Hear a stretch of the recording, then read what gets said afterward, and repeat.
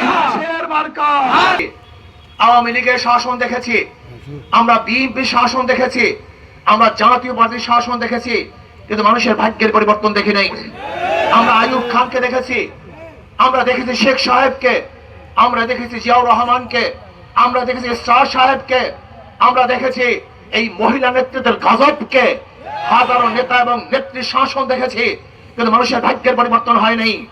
বহু দেশ দেখেছি, দল দেখেছি, নেতা দেখেছি, এরপরে দেখলাম বৈষম্য চলছে। আবার 2024 জুলাই আগস্টে বৈষম্য বিরোধী আন্দোলন করেছিলাম, সংগ্রাম করেছিলাম, রাস্তায় নেমেছিলাম জানের মায়া ত্যাগ করে। বাংলাদেশে বৈষম্য থাকবে না, থাকবে না জুলুম, থাকবে না অত্যাচার, থাকবে না অবিচার, প্রত্যেকটা গরিবের অধিকার ফিরিয়ে দেব। কোন মানুষ ক্ষুধার্তহীন থাকবে না, খোলা আকাশের নিচে বাংলাদেশের কোন মানুষ ঘুমাবে না, চিকিৎসাবিহীন বাংলাদেশের একটা মানুষ মারা যাবে না, বাংলাদেশের প্রত্যেকটা মানুষকে শিক্ষায় উন্নতি করব, বাংলাদেশের প্রত্যেকটা জনগণের অধিকারকে ফিরিয়ে দিব। কিন্তু আমরা কি দেখলাম? 5ই আগস্টের পর আবারও জুলুম, অত্যাচার, খুন, অবিচার, দখলদারি এবং ধর্ষণ। আন্দোলন করি নাই, এর জন্য সংগ্রাম করি নাই, ওই চাঁদাবাজদের হাতকে ভেঙে দিতে হবে ইনশাআল্লাহ। আন্দোলন শেষ হয় নাই, আন্দোলন সমাপ্ত হয় নাই, নহে সমাপ্ত কর্মমদের অবকাশ কোথায় বিশ্রামের। আন্দোলন সূচনা হয়েছে, শেষ হয় নাই। এবার আন্দোলন হবে চাঁদাবাজদের বিরুদ্ধে আন্দোলন, দখলদারীদের বিরুদ্ধে আন্দোলন, খুনিদের বিরুদ্ধে আন্দোলন। এবার মানুষের অধিকারকে প্রতিষ্ঠা করার জন্য আন্দোলন হবে ইনশাআল্লাহ। আসুন, যেরকম ঐক্যবদ্ধ ভাবে ফ্যাসিস্টকে দেশ থেকে তাড়াতে, ভাগাতে বাধ্য করেছিলাম, আমরা ইনশাআল্লাহ ঐক্যবদ্ধ ভাবে যদি আবারও রাস্তায় নামি, তাহলে চাঁদাবাজদেরকে বাংলাদেশে উৎখাত করতে ইনশাআল্লাহ সক্ষম হবে, কোনো সন্দেহ নাই। ঐক্যতা হবে, এক থাকতে হবে, এক মেজাজ থাকতে হবে।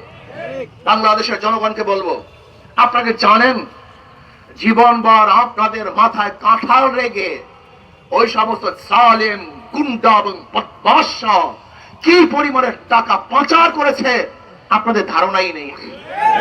মাত্র 16 বছরে পাচার হয়েছে 28 লক্ষ কোটি টাকা। এক বছরে বাজে 7 লক্ষ কোটি, আর পাচার হয়ে গেছে 28 লক্ষ কোটি টাকা। কুড়িগ্রামবাসী আপনাকে জানেন, বাংলাদেশের যত অর্থনীতি, বাংলাদেশের যত মানুষের কাছে যত টাকা, এই পরিমাণ টাকা মাত্র 20 ফ্যামিলির কাছে, 20 ফ্যামিলির কাছে। আপনাকে জানেন যে সেই দরবেশ বাবা শুধু শেয়ার বাজার থেকে আত্মসাৎ করেছে 50,000 কোটি টাকা। আপনি কি জানেন আজকে এখানে যারা উপস্থিত আছেন প্রত্যেকের মাথার উপরে 1,20,000 টাকার উপরে ঋণ, সবাই ঋণী। এই টাকাগুলো কোথায় গেছে? বিগত ফ্যাসিস্ট সরকারের পরিকল্পনা মন্ত্রী কি বলেছেন?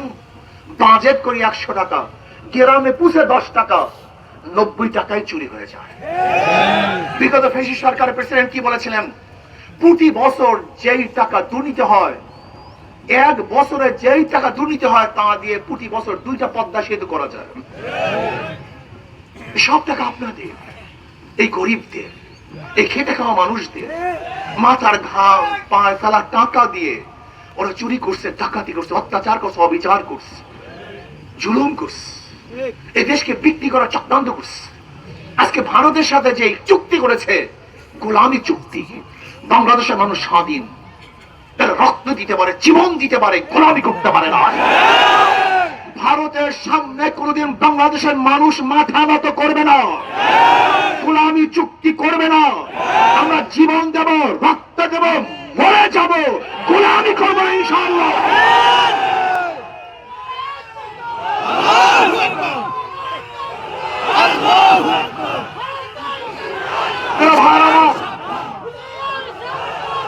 আজকেও যারা ভারতকে সাথে নিয়ে ক্ষমতায় যেতে চান, শুনে রাখুন স্পষ্ট বক্তব্য, বাংলাদেশের বুকে যারা ভারতের দালালি করবেন, ভারতে শুধু হাত হাত করে ক্ষমতায় যাওয়ার স্বপ্ন দেখবেন, বাংলাদেশের প্রত্যেকের নাগরিক ঐক্যবদ্ধভাবে সেই ভারতের দালালদেরকে বাংলাদেশ উৎখাত করে ভারতে পাঠিয়ে দেবেন ইনশাআল্লাহ। বাংলাদেশে কোন ভারতের দালাল এবং বিদেশি দালালদেরকে সহ্য করা হবে না, সহ্য করব না। এজন্য আমরা কি চাই? ইসলামী আন্দোলন বাংলাদেশ কি চায়? বাংলাদেশের সমস্ত মানুষকে ঐক্য করে দেশকে গড়ার পরিকল্পনা হাতে নিয়েছে। আমরা বাংলাদেশকে গড়ব, আমরা উন্নয়ন করব, আমরা শান্তিতে বসবাস করব, আমাদের মা বোনদের ন্যায্য অধিকারকে প্রতিষ্ঠিত করব। যেখানে অধিকার থাকবে ছেলেদের, চাষিদের, খেটে খাওয়া মজদুরদের, ঋষি তাঁতি মেতর মজদুরদের, যেখানে অধিকার থাকবে মুসলমান, হিন্দু, বৌদ্ধ, খ্রিস্টান, বাংলাদেশের প্রত্যেকটা নাগরিকের অধিকার থাকবে, সাম্য সমান অধিকার থাকবে। এখানে থাকবে না গরিব, কে ধনী, কে বংশীয়, কে নন বংশীয়, কে মুসলমান, কে হিন্দু, কে বৌদ্ধ, কে খ্রিস্টান, দেখার দরকার নাই। যে বাংলাদেশের নাগরিক, বাংলাদেশের আইন অনুযায়ী সে সমান অধিকার ভোগ করবে, সমান অধিকার ভোগ করবে। আসুন, এর জন্য দরকার আদর্শ, নীতি, চরিত্র। গণতন্ত্র মানুষকে মুক্তি দিতে পারে নাই, সোশ্যালিজম মানুষকে মুক্তি দিতে পারে নাই, সেকুলারিজম মানুষকে মুক্তি দিতে পারে নাই। সব নীতি আদর্শ দেখা শেষ, এবার ইসলামের বাংলাদেশ। সব মার্কা দেখা শেষ, হাত পাখার বাংলাদেশ। অনেক নীতি দেখেছি, শান্তির বহু ঝুড়ি তারা আমাদের কাছে ব্যক্ত করেছেন। এই নীতিতে শান্তি, সেই নীতিতে শান্তি, কোন নীতি আমাদেরকে শান্তি দিতে পারে নাই। এবার আসুন, একই নীতি, একই আদর্শ, সেই আদর্শ ইসলামী আদর্শ। অনেক খারাপ লোকগুলি আমাকে বলেন, ইসলাম যদি ক্ষমতা আসে, হুজুর আমার গাজার অবস্থাটা কি হবে? আমি তো গাজা করি, আমার গাজার অবস্থা।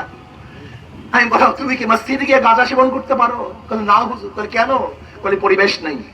আমি বলি, ইসলাম ক্ষমতা আসলে বাংলাদেশটা পরিবেশ হয়ে যাবে যেখানে গাঁজা সেবনই করতে পারবে না। বিশ্বাস হয় না? এই মাজলিসের মধ্যে একজনও কি নাই যারা ধূমপান করেন? নাই একজন। ধূমপান করছেন না কেন? কথা বলেন না কেন? একবার কি ধূমপানের কথা মনে আসছে? নিষেধ করেছিলাম ধূমপান করিয়েন না, তা আপনি কেন ধূমপান করছেন না? পরিবেশ।